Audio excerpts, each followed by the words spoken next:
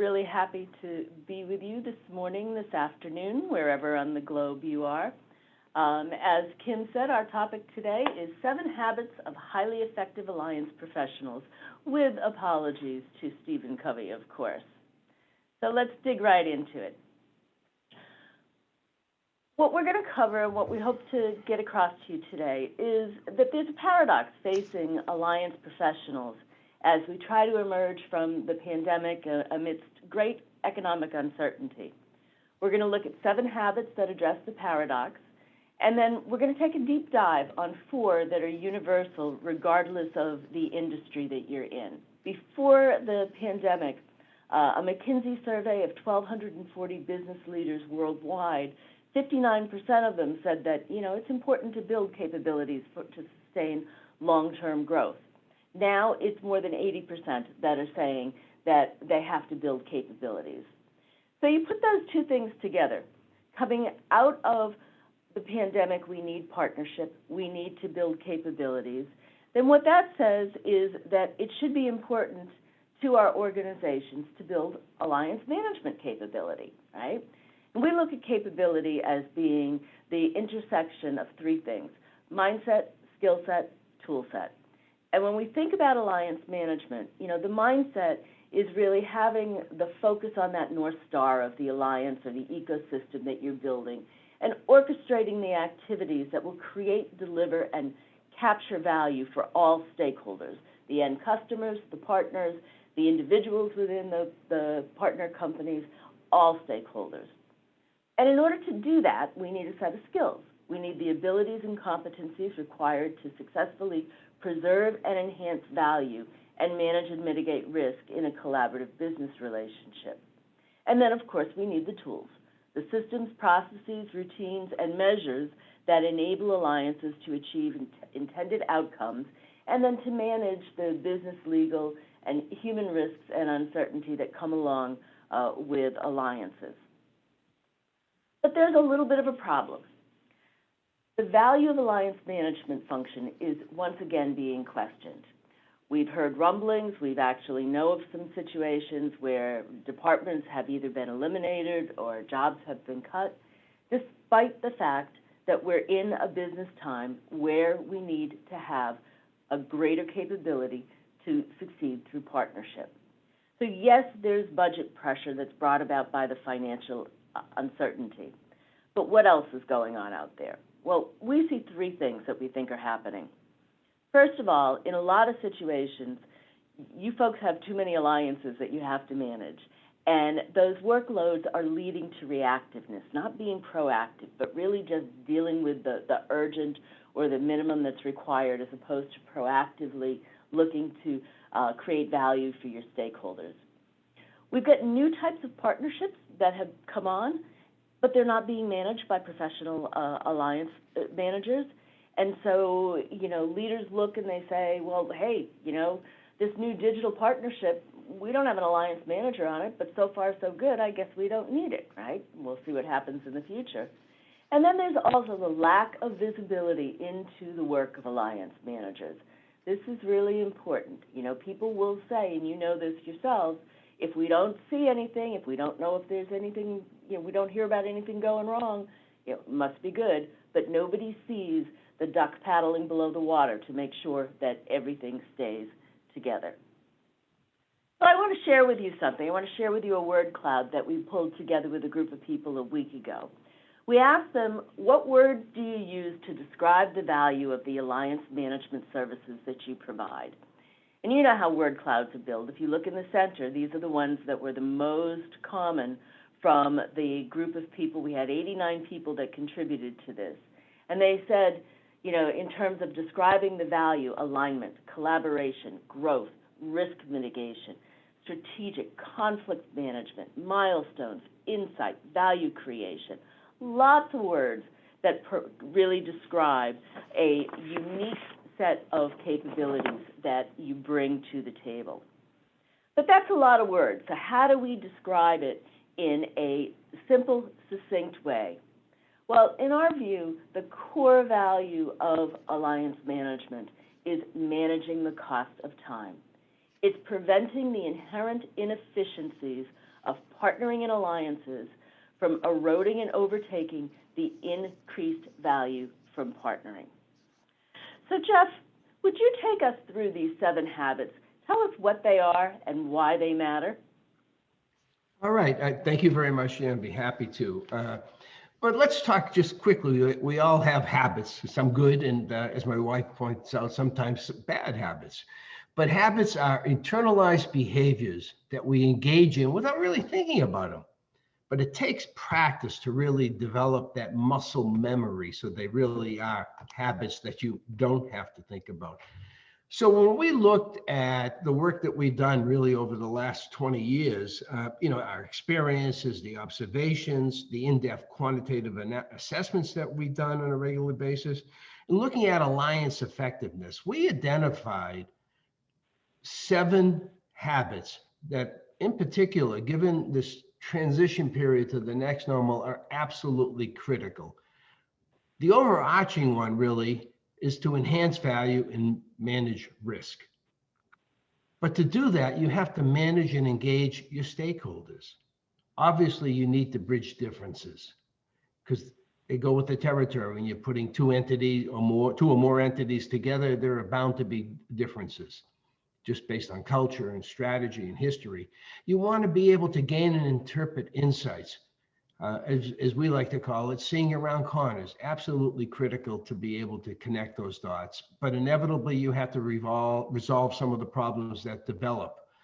And being able to identify and mitigate as quickly as possible is extremely valuable.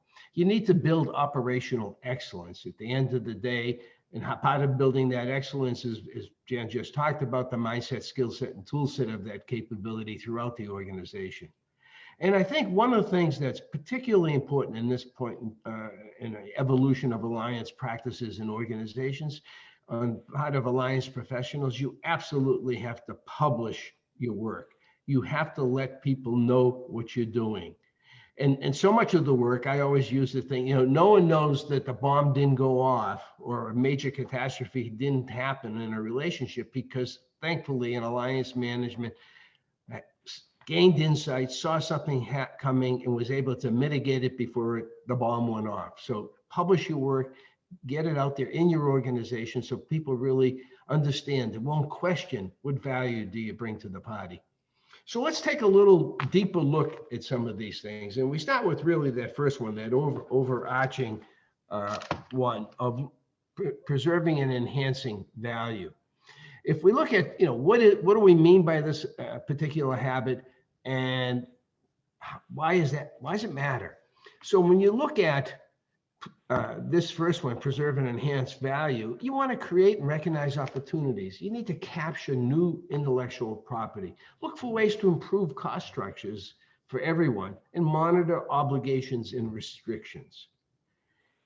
Why that matters is at the end of the day, the stakeholders in your organization really value and appreciate the cross-functional, holistic view and your ability to connect the dots.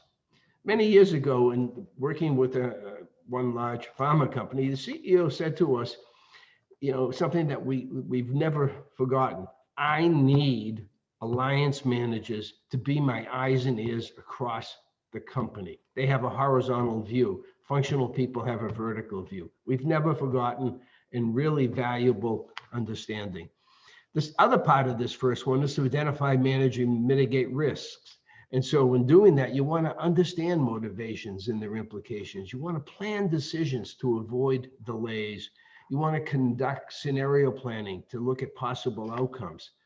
Obviously, this matters for many reasons, but proactivity, seeing around corners, addressing the risk before they become problems, absolutely critical, as we all know.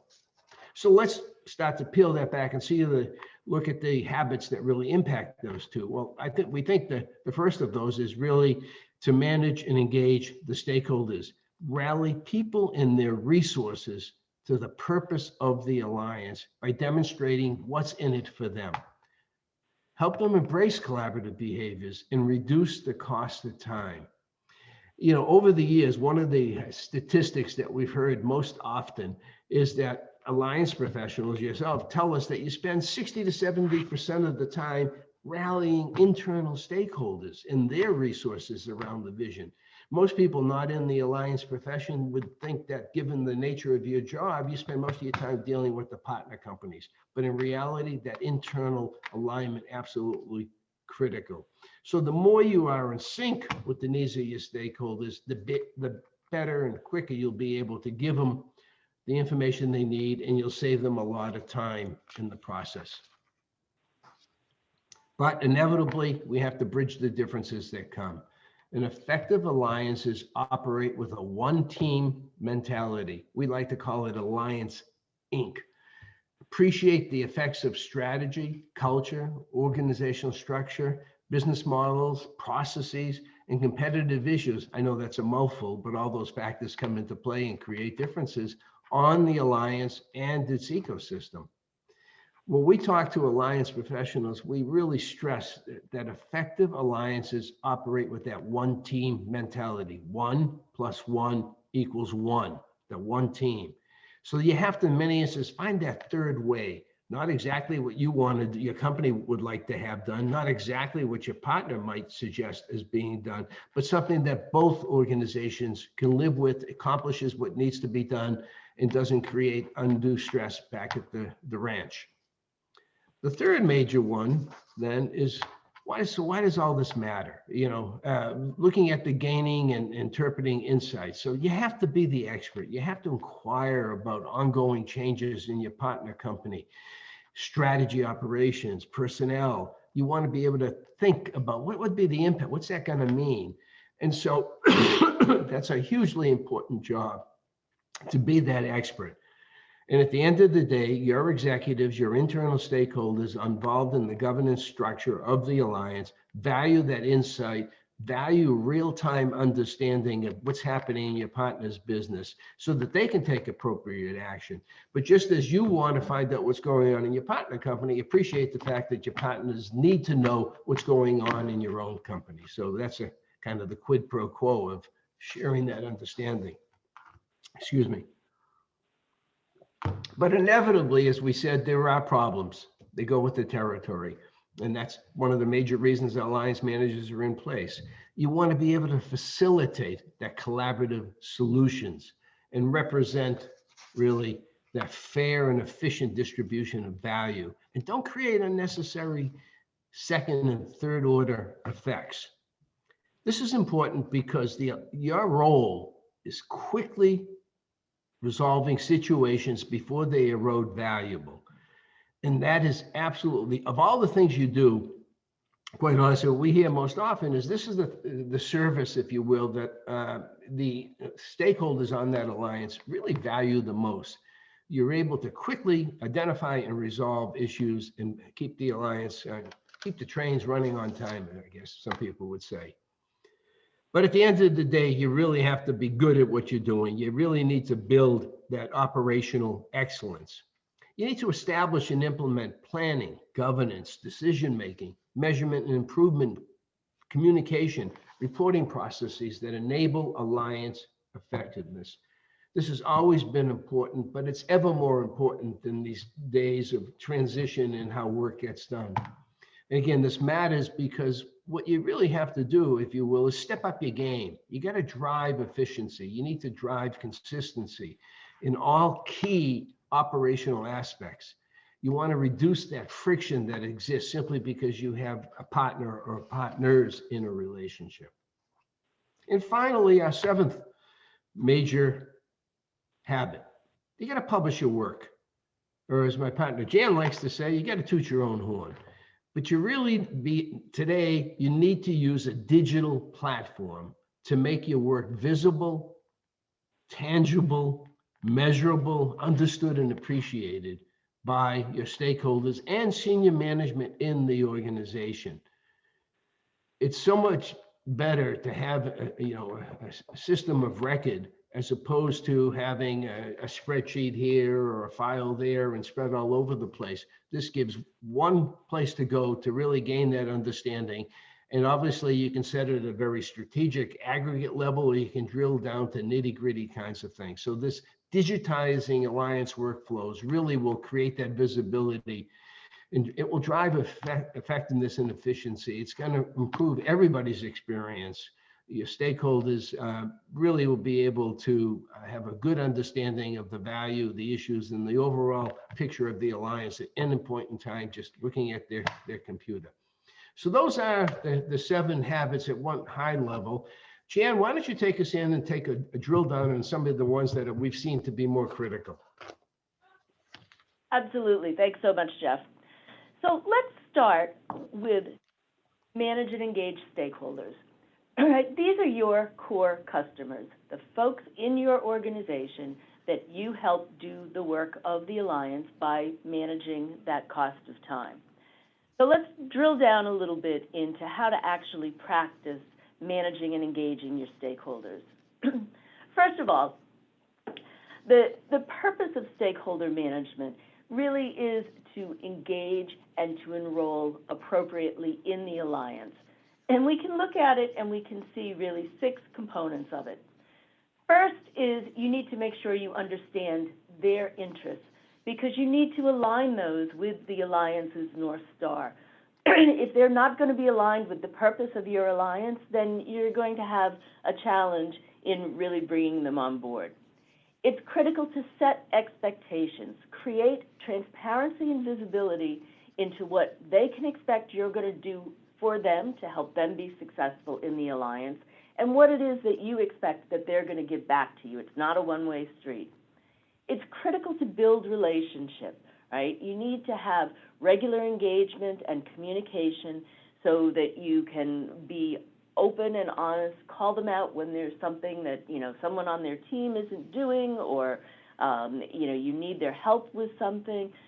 We were working with a company over the summer, and one of the Alliance managers said that she always makes a practice of scheduling a coffee with each of her key stakeholders, on a regular basis. Now it's a virtual coffee, but she's still doing it because it keeps that open door. And that's really important when you need them or when they need to come to you with something that may be a little bit uncomfortable. You want to make sure that you're managing risk, and part of that means gaining insight into functional priorities. You need to know that there's something that function is on point for delivering at a certain point in time, which may impact what a commitment is to a partner. So you need to know what their priorities are, what their timelines are, and again, work to align them with the Alliance. Right? You're not going to get the A team unless your stakeholders see that it's worthwhile for them to engage appropriately on that Alliance with that partner. You want to make sure that they understand what's in it for them, so they're willing to put up their resources. And as Jeff alluded to a few minutes ago, you want to make sure that you're connecting the dots for them, and they're helping you connect the dots as it relates to their team, their function, their department. So all of these things are critical purposes of why you really want to have a prescriptive way of managing and engaging with your stakeholders. And it really is all about, they call it SAME, setting and managing expectations. And when I say they, some of what we're looking at here has been adapted from work that the Institute of Project Management has done. It's not the same because alliances aren't the same thing as projects, but it does draw upon some of what they've promulgated in the past. And we look at it as a 4-step process. First of all, you need to make sure you've identified the key stakeholders to the Alliance, and make sure you're thinking about potential affiliates, particularly if you've got a global alliance. For those of you who are in tech, you need to make sure that you have folks in the field that you're bringing in. You want to make sure that any critical third parties are being addressed. What you don't want is you don't want there to be unexpected stakeholders who all of a sudden have needs that create a risk of not being able to deliver on the Alliance's objectives. You want to build a plan for them, and we're going to take a look at this in just a moment, but you want to think about, what's their power and influence as well as their interest and engagement in the Alliance's activities and outcomes. And you want to make sure you have an individual engagement strategy. right? And then you're going to execute it. You begin by setting expectations with your stakeholders. There's also a communication piece to it, there's a mapping piece, and there's an onboarding piece. And then, like anything, you want to make sure you're collecting feedback, assessing engagement and execution of your plan, and then you adjust as required. Now, some of you are probably sitting there saying, wait a minute, I can't do this for every single stakeholder. Well, at one level, you do need to do it for each of them, but there's a way in which you can group them so that they are, being addressed in a really more in terms of some categories and some components. So we start with the y-axis, the power and influence that the stakeholder has, and think about it just in a range from low to high. And then on the x-axis, look at their interest and engagement, also from low to high. If they have high power and influence, but low interest, that's where you're going to provide formal, routine communications, tailored to what they want, and we'll get into that in a bit, but really just the formal communication. Keep them aware, provide opportunities to engage, but you're not going to spend an awful lot of time working with them. If they have both high power and influence and high interest and engagement, then those are the folks that you want to be involved with on a regular, ongoing basis. You want to work with them to produce value and to make sure that they're working with you to manage the risk that exists in your particular alliance. If they have high interest and engagement but low power and influence, again, that's going to be like the other opposite corner of the matrix. You want to make sure that you're communicating, but make it the formal, routine communications that don't take a lot of time. If they're low interest, low power and influence, you just want to monitor, but be mindful of an inflection point that could change their position on the grid. For example, if there's somebody that's been in this quadrant and all of a sudden they get promoted and they now have control over resources, well, you're going to reassess the way in which you're engaging with them. So you can take your stakeholders and you can allocate them, plot them on this matrix, and basically have a strategy for everybody that fits into a particular quadrant on the matrix. So there's three components, as I mentioned, to engaging stakeholders. First is communication, both formal and informal communication plans and protocols. Sometimes we don't necessarily have a formal set of communications with our stakeholders. We might issue a report on occasion, but we want to keep them informed, and we want to make sure we are sharing about the work of alliance management, not just what the alliance itself has done. You want to map. You want to make sure that you're aligning roles and responsibilities between counterparts. And particularly where you have partners of different sizes, the titles might not be what you want to map. It may be that you really need to get in and you really need to understand what it is that a particular stakeholder is responsible for. And if you've got those David and Goliath alliances, it could be that the small company is mapped to many, individuals in that small company are mapped to many people in the larger company because roles are more finely defined. And finally, and don't overlook this, is the onboarding of stakeholders. And there's three components to onboarding. There's letting them know about the role. Perhaps they're going to take part in governance, and they really haven't done that before, so they may not understand that being on governance means that you're representing both the alliance and your company. If you've built up a culture in your alliance, and hopefully you have, make sure you inform them about the alliance's norms and ways of working so that they don't slow things down by trying to, do things in a different manner. And then make sure they know about the work. What are the requirements? What are the deliverables that are, expected that they will contribute in producing? So that's managing and engaging stakeholders. Let's take a look now at gaining and interpreting insights. And this is one of the habits that you can adopt immediately after we finish this webinar, right?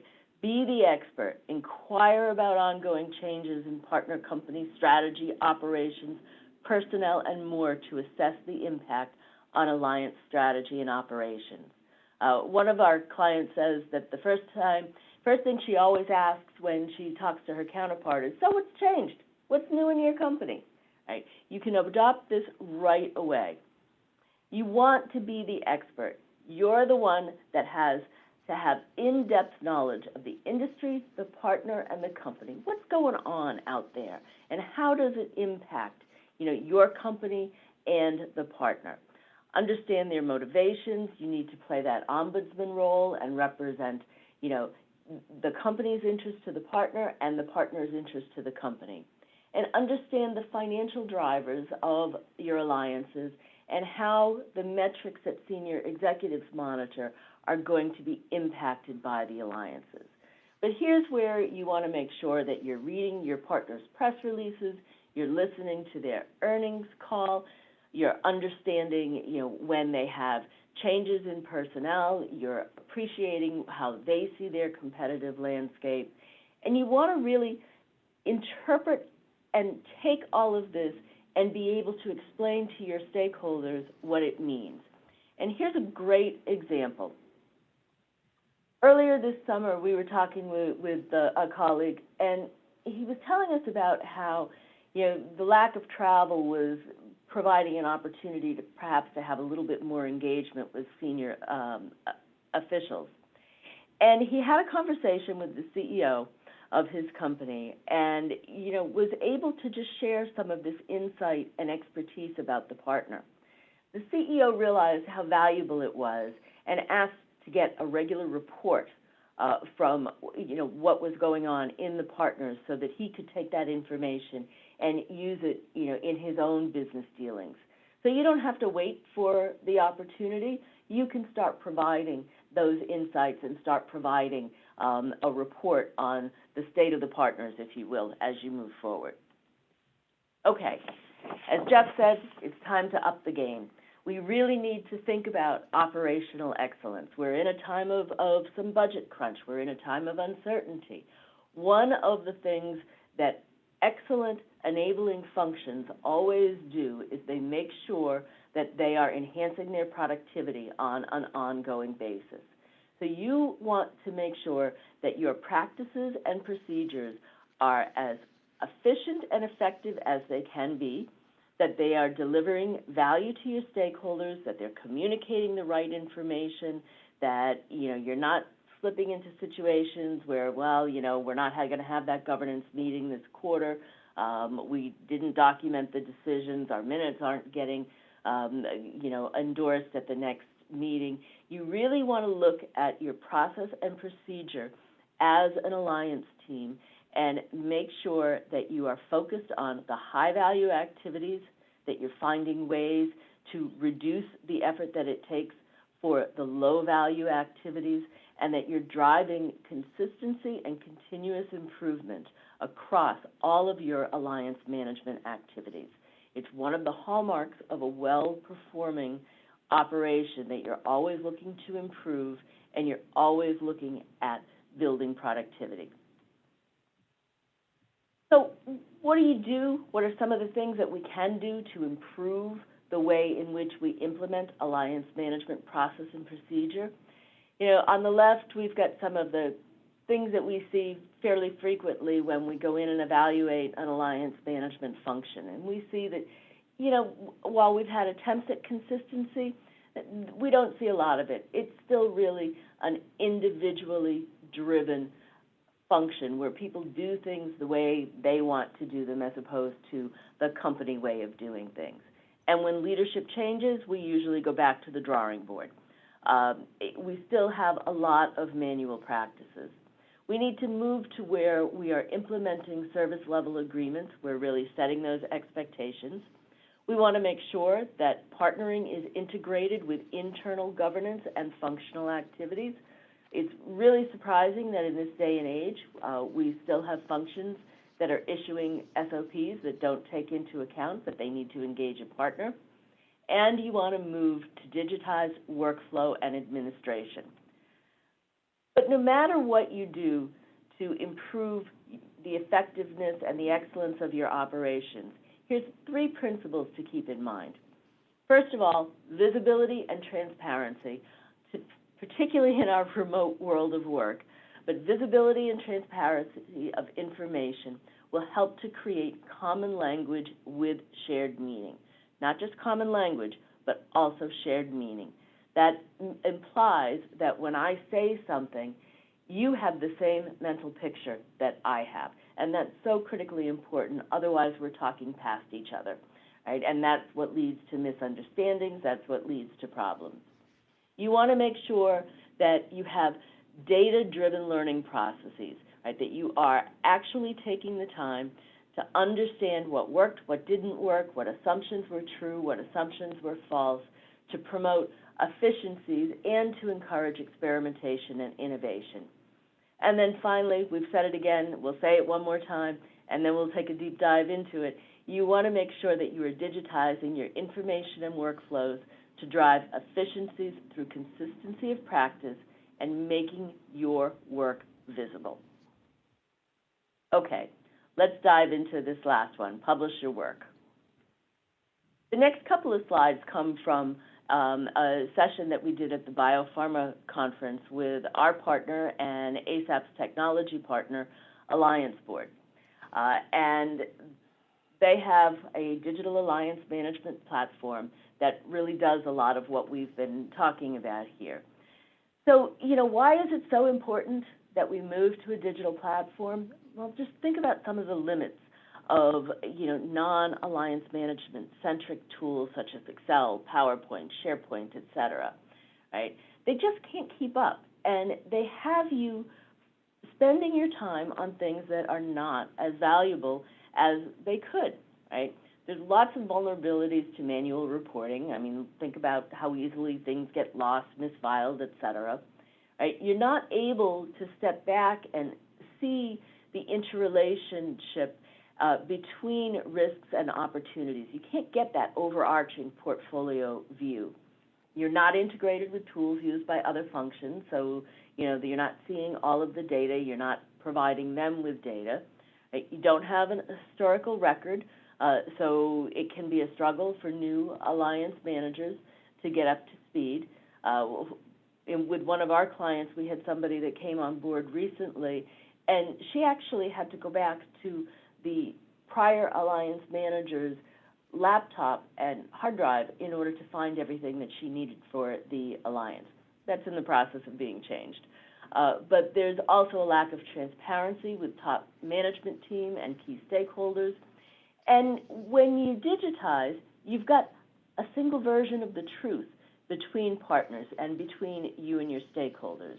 So there's tremendous benefits to digitizing and tremendous downside if you don't.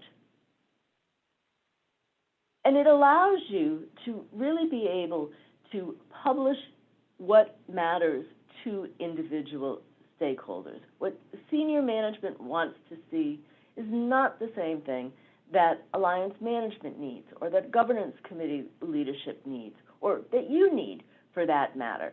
So it allows you to be able to customize your reports and to be able to provide them in a just-in-time basis. If your data's up to date, your reports are automatically up to date. And oh, by the way, if you train your people appropriately, they can actually have their own set of dashboards that they look at on an ongoing basis. Tim alluded up front that we would talk about how we measure these benefits. How do we measure the benefits of practicing the habits? Well, there's three things that we look at.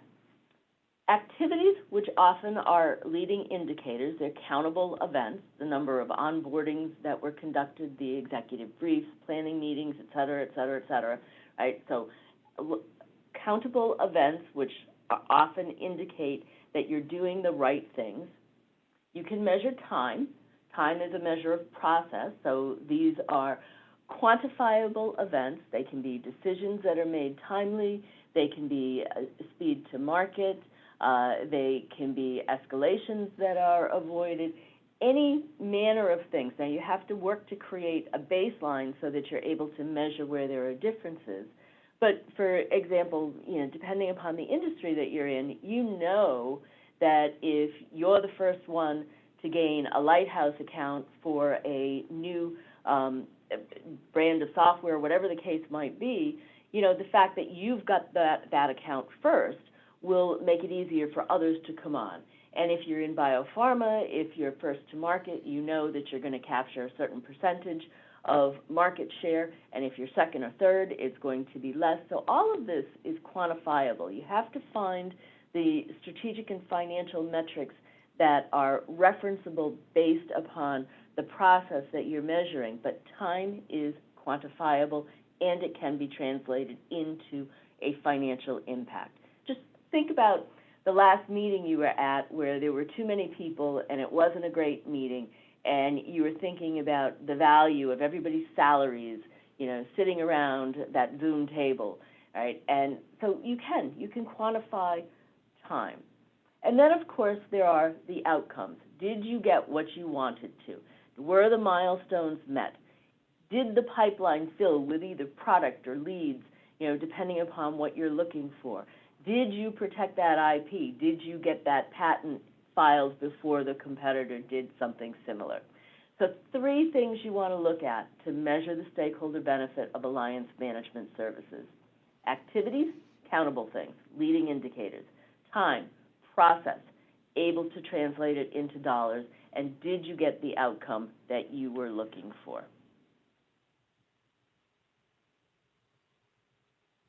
And that will allow you to be able to provide that visibility. And when you have a digital platform, it enables you very easily to measure activities, elapsed time, and outcomes. So Jeff, would you like to wrap this all up for us? Sure. Thank you. You know, at the end of the day, I'm sure you, as an alliance professional, I'm sure you get asked, you know, what's the value? You know, you probably get asked by friends that don't understand what the job is, and it's always the toughest when you get asked by a senior exec in your company. So what is the value? We think a very accurate and precise answer is, well, the value is to managing the cost of time, because time is money. And as we looked at these 7 habits, we see the 2 major one fitting together are enhancing value while managing risk. So that's our overarching objective. And underneath that, then we had 6 different things: manage and engage the stakeholders, bridge the differences, gain and interpret insights, resolve problems, building operational excellence, and publishing your work. So our message today to you is really adopting these 7 habits. It focuses you on what stakeholders value the most, and it helps you to build your company's alliance management capability, which is, at the end of the day, a significant strategic advantage in really having excellence in the ability to partner throughout your ecosystem.